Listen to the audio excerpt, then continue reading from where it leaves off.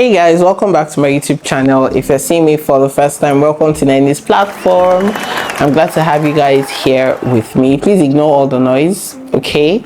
Just focus in here. So welcome to today's video. You guys, I wonder why people don't talk about this particular topic very often. I don't know, they might have their reasons or whatnot, but I feel like we should talk about it, and that's why I'm talking about it right here. And the topic simply is how children change the dynamics of your relationship, and I mean in marriage. Okay, let's not forget to smash that subscribe button as we go along with this video. Give this video a massive thumbs up and share your experience with me in the comment section. So yeah, this is a heart-to-heart talk. I want us to talk heart-to-heart talk. Okay, let's just be vulnerable and talk about these things, because I mean, if we don't talk about them, how would people know? Okay, so yeah, children are a blessing, and I would not give anything in the world for my children. Like, children are just a blessing.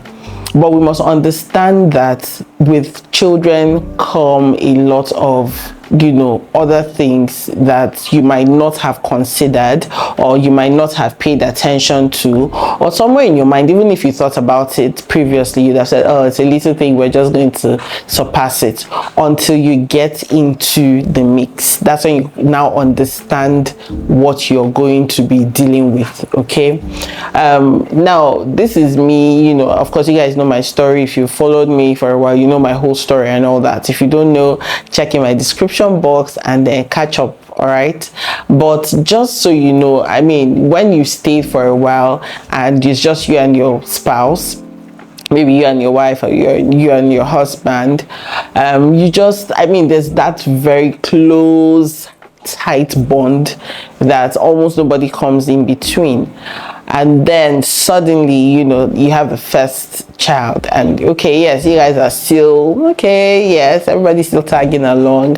By the time there's a second child, you guys see the whole dynamics just changes, and it takes intentionality for you guys to just get things together. And before that intentionality, I see you're going to have so many face-offs, you're going to have, you know, squabbles, and you're just going to have that rough time. Okay, this is me being very candid with you guys. This is me being very candid with you guys, telling you guys the real truth. Okay, so you're definitely going to have that moment where it's like, what's going on? Like, what exactly is going on? And the funny thing is that you might not be able to, in fact, that happened to me, you won't be able to really pinpoint what the problem is exactly, but it's just the fact that the whole dynamics in the house has changed, and the family has gotten bigger, more responsibilities, there's more pressure, there's, I mean, there are lots of things to do. It's not just the both of you in your little cocoon, it's now a big family. Okay, you wake up and then you're suddenly a big family. It will definitely affect the dynamics. So this is why I'm talking about it here,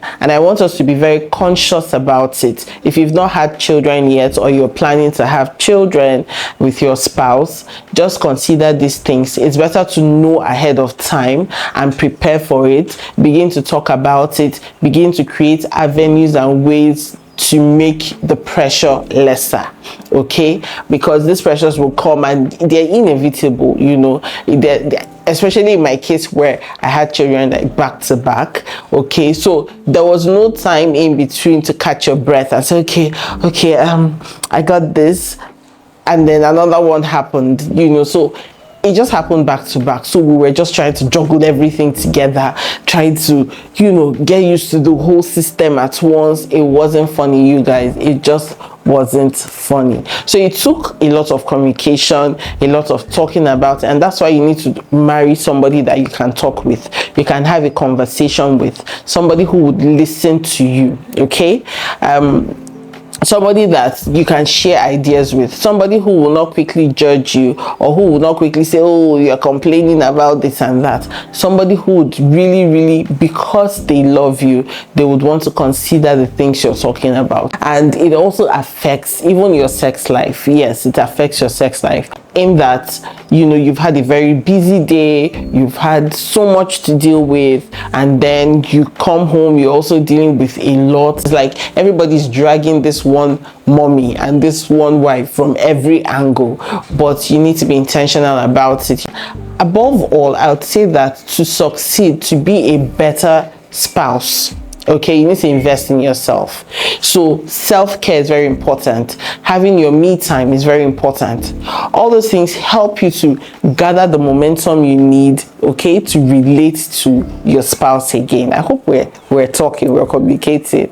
So I just thought, I don't know why, I don't know who needs to hear this, but I feel like it's a conversation that should be had. And know that at the end of the day, those children are your kids, and they would leave your nest one day, and you guys still have yourselves, okay? So you don't want you don't want to have a situation where after, you know, your children are no more there, or maybe they're no more in your house, you find out that you guys just have this big vacuum and this void and this divide that you cannot, you know, mend anymore. You know, so at that initial stage, don't let it go too wide.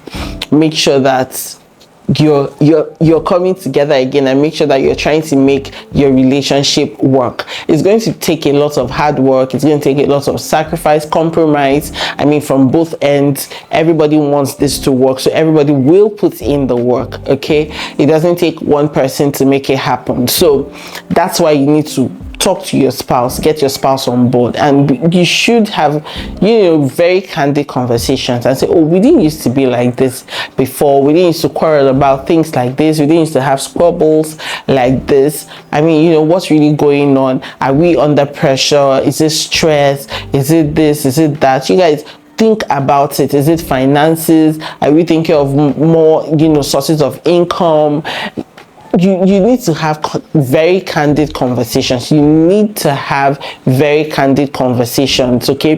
Tell yourselves the gospel truth, and then lay the cards on the table and say, okay, how about us doing this? How about us having a getaway? How about us going for maybe a massage? How about us doing this or doing that? You must create ways to make your relationship work, okay?